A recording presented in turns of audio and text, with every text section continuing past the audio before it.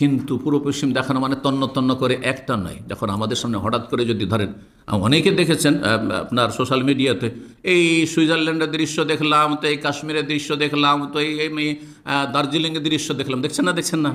কিন্তু সবটা এক একটা করে দেখে নিচ্ছেন নাকি? সামনে দিয়ে আসলো আর স্ক্রিনে আসলো আর দেখে নিলেন। ঠিক ওই রকমই নবী সাল্লাল্লাহু আলাইহি সাল্লামকে দেখানো হয়েছে। বলছেন হাত্তা লাকাদ রাআইতু উরিদু, আমি যখন দেখলাম জান্নাত আর জান্নাতের বাগানে বিভিন্ন ফল ফলারি, তো ইচ্ছা হলো যে আঙ্গুর দেখে এত চমৎকার লাগলো, আন আখুযা কিতাফাম মিনাল জান্নাতে, জান্নাতের একটি আঙ্গুরের গুচ্ছ আমি নিয়ে নেবো, সেখান থেকে হাতের নাগালে চলে এসছে, পেড়ে নেবো আর খাবো। হিনা রাআইতুমুনি জাআলতু আতাকাত, যখন আমাকে দেখছিলে যে আমি নামাজ পড়তে পড়তে সালাত আদায় করতে করতে সামনে এগিয়ে চলে গেছি, সামনে ধরার জন্য এগিয়ে চলে গেছেন রাসূলুল্লাহ সাল্লাল্লাহু আলাইহি ওয়াসাল্লাম, ওই সময়টায় আমি জান্নাতের দৃশ্য দেখছিলাম আর ফলটা আমি গাছ থেকে পাড়তে চাইছিলাম।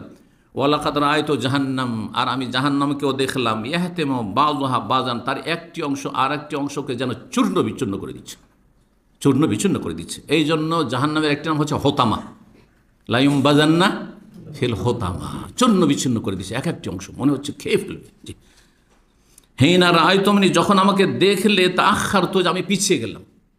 অবাক দৃশ্য, নবী সাল্লাল্লাহু আলাইহি ওয়াসাল্লাম সালাত পড়তে পড়তে একবার সামনের দিকে এগিয়ে গেলেন আর কিছুক্ষণের মধ্যে হঠাৎ করে পিছন দিকে সরে যাচ্ছেন, যেন সামনে কোনো কিছু মানে ভয়ঙ্কর কিছু সামনে আছে, তো পিছনে সরে যাচ্ছেন রাসূলুল্লাহ সাল্লাল্লাহু আলাইহি ওয়াসাল্লাম। যখন দেখলে যে আমি পিছনে হটে গেলাম, তখন আমি জাহান্নাম দেখছিলাম, আর যখন সামনের দিকে বাড়ছিলাম তখন জান্নাতের দৃশ্য দেখছিলাম আর জান্নাতের সে ফল পড়ার ইচ্ছা করেছিলাম। সেখানে আমর ইবনে লোহাইকে দেখলাম, ওয়াহুয়াল্লাযী সাইয়্যাবাস সাওয়াইবা, সেই ব্যক্তি, এমন কুখ্যাত ব্যক্তি আরব দেশে, যেই ব্যক্তি মক্কায় প্রথম মূর্তি পূজার প্রবর্তক, মূর্তি পূজা চালু করেছিল, সামদেশে গেল।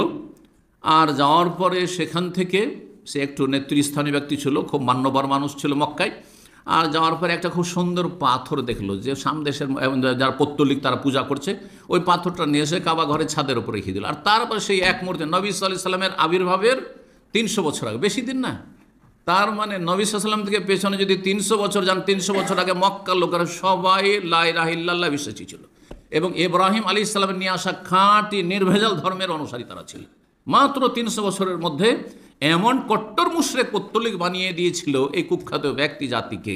সবাই তার কথা মেনে নিল যে এইটা খুব ভালো লাগছে আর আমাকে পূজা করতে খুব মন চাইছে, তোমরাও যদি চাও তো পূজা করতে পারো। আর কি, শয়তান তো লেগে আছে, মানুষ শয়তান জিন শয়তান লেগে আছে।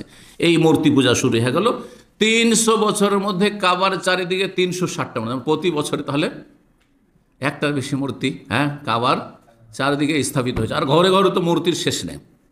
সহিহ বুখারী 1136, সহিহ মুসলিম 1500 নম্বর হাদিস। এই হাদিস থেকে কি জানা গেল যে নবী সাল্লাল্লাহু আলাইহি ওয়াসাল্লাম জাহান্নাম দেখেছেন, জান্নাত দেখেছেন, তার মানে জাহান্নাম জান্নাত তৈরি হয়ে আছে।